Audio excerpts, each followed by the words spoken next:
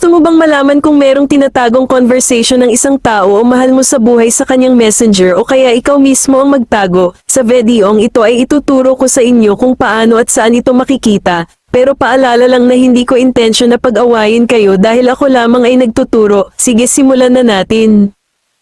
Kung bago ka pa lang sa channel na ito, huwag kalimutan mag-subscribe, like and share, at huwag kalimutan pindutin ang notification bell para lagi kang update sa mga video ko. Let's get started. Buksan ang Messenger application at mag-login.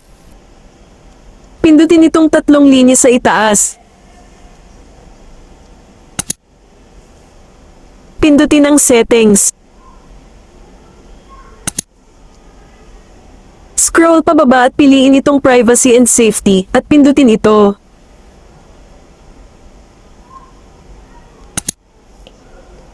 Pindutin ang hidden contacts.